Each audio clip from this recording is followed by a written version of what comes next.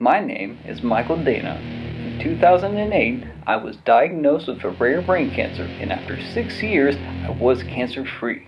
But the ordeal left me changed, with a different outlook on life and a new sense of priorities.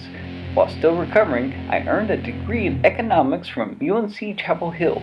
My studies taught me to analyze data and open my mind to see things differently. I also started formal training in the martial arts to better defend myself and use it as a means of extreme physical therapy. Since then, I've obtained black belts in 3 martial arts. I own and run a martial arts school and have logged over 51 teaching hours.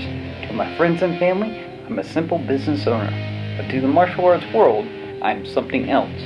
I am Sifu Mike, and this is Dragon Theory.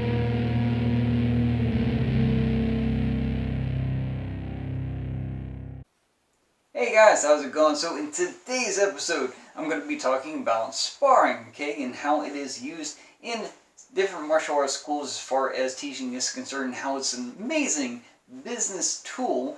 So make sure to stick around and watch the entire video so you know about the ins and outs and workings of sparring and how to correctly apply it to your school and how it is used in business and stuff like that. So first I'm going to talk about what is sparring, and then I'm going to talk about the nature of sparring, and then I'm going to talk about how to use it in a business sense. So make sure, like I said, watch the entire thing. Now, we did a lot of sparring and it was fun, okay, which is going to bring me to my next point, right, and how you can actually utilize this very effectively in a business setting. So the thing I want you to understand is that what is typically good for a business is actually not good for the customer. Okay, they have 2 different priority sets, right? And I'm going deep dive economist on you. Most businesses, they want to profit maximize. They want to get as much money as they can from their customers without spending a whole lot. Now, the customers want to also not spend a whole bunch and get as many of the items as they can, all right, and have it last long, right? So they want their items to last long so they don't have to repurchase them, whereas the business needs that repetition. They need people repeat business, right? So the 2 literally have one wanting to make as much money as they can from the other one who wants to save as much money as they can. They literally are opposed, right? And so you kind of have that in martial arts. 9 times out of 10, what is really good for a martial art business may not be the best thing for the student. Okay, so keeping that in mind, we're going to look at sparring from a business and a teaching standpoint as far as, you know, making money, right? And so this actually is pretty cool when you think about it.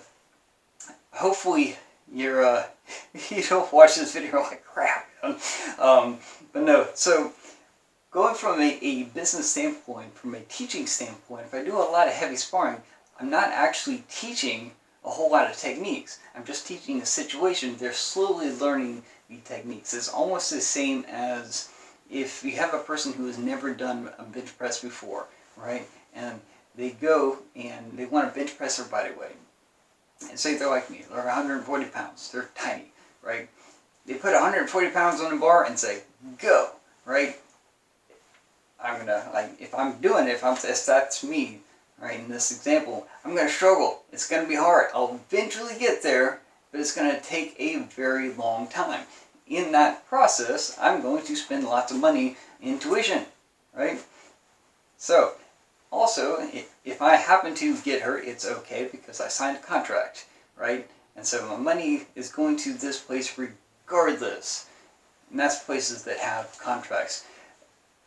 There's another aspect where, like I said, from a teaching point, this is great. You know, I don't have to do anything. I just let people go and make sure they don't like hurt each other and they enjoy it. Because a lot of people do enjoy it. It's fun. It releases good chemicals in the brain. But like I said before, if you're always winning, you're probably not really learning, right? You gotta win and learn situation here. And if you're like, and I've met so many people who really love the idea of competition, but because they get that on almost a weekly basis or daily basis in some places, then they actually never actually go to a tournament to actually fight somebody to have a record, you know, because they're getting this all the time. So why bother going to a tournament and doing it there when they can get it on like a Tuesday kind of deal? And so you have that aspect there of like the people really enjoy it. They don't want to go out and have to go way out of their way and cut weight and stuff like that to do a tournament. They can just do it on a random day of the week and be fine, right? So they enjoy it. They just don't know what they don't know, honestly. They don't know all the different techniques that can go in there. You as the instructor should, but if you just tell them to spar, it's all right. Now, like I said, from a business standpoint, this is good. They stick around longer, they spend more money. They also have to buy gear because everybody has to have something for this two-person sparring work to go on. Like even guys, they have to have the mouthpiece and the groin protector. All right, some ladies have to have that as well. And so at the very minimum, you have that if there's like face contact. So you have, and then you have headgear and gloves and everything. There's a whole bunch of gear that you could sell a person if you have them spar all the time, right? So that's pretty good, right? You can get them to buy a whole bunch of gear. Even if they only use it like once or twice, they still have bought it. And 10% of your monthly revenue needs to come from merchandise sales. That's what I read in a magazine. So, like I said, very good for the business. You've got that longevity aspect, you've got the merchandise selling aspect, and you don't have to actually teach that much. Okay? Just have people rock them and sock them robots. So it's really kind of funny that you can really open up a martial arts school without ever actually knowing martial arts or teaching martial arts and make it a very profitable business. Okay, it's interesting that some people use the term McDojo, right? And they liken a martial arts school to McDonald's, all trying to make money and belt factories and stuff like that. And they call it a McDojo, and it's a derogatory term. But they never actually talk about Burger King, right?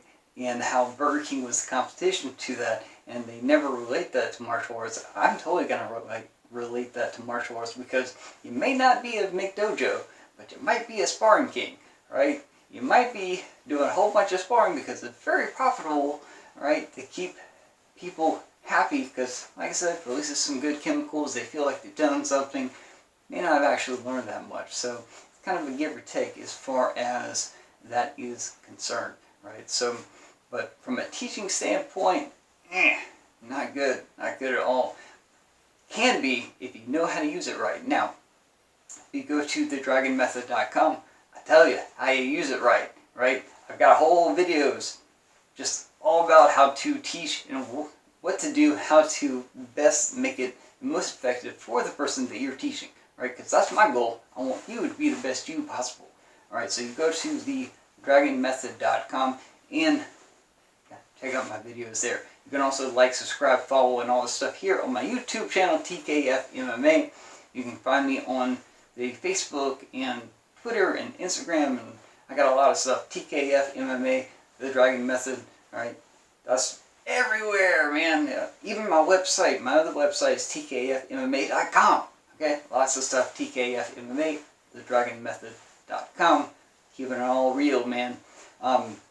This is a long one. I've split it up into a couple of different videos for you. It's an easily digestible kind of splitting of stuff. Hope you learned something, and definitely check back here next week. So I'm always doing these things. Okay, all right, take it easy.